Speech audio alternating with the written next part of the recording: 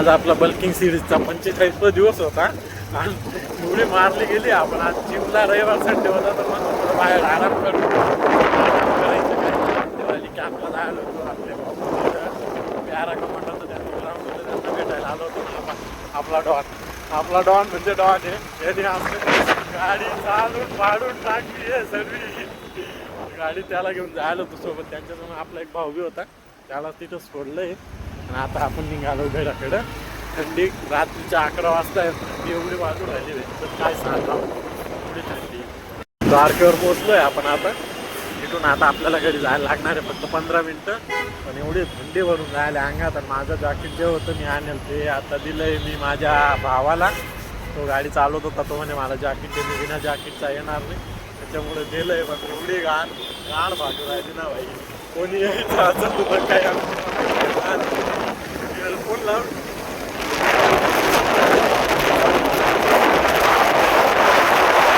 माझ्या भावाची भीड काय का नाही राहिली. जॅकेट माझं घेतलंय म्हणजे भीड कमी होणार. असं कुठलं बसेल होतं एवढं हालत नाही होता. एवढं आता गाडी वाढवतो येतो मला म्हणजे त्यांनी म्हणे माझी पाठी आता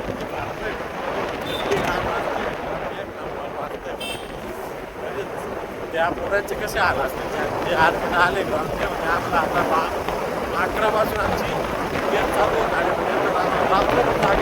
सांगा आता ठीक आहे त्यांचे किती आहे कमीत कमी किती गोड आहे माहिती का? तिथं माझ्या लोकांना पाहिजे कमीत कमी 5,000 सांगा आता 5,000 पोरं घेता किती फक्त 350 मला बोलला काय सांगावं देश आहे सगळं माझं खानदेशी गावाकडे. माझ्या गावाचे टोटल 25 पोरं आहे.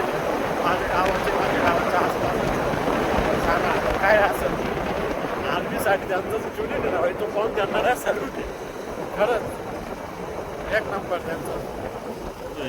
आता चाललो घरी ना. आजचा बल्किंग सिरीजचा ब्लॉग आज होता. भेटू उद्याच्या ब्लॉगमध्ये. जय महाराष्ट्र.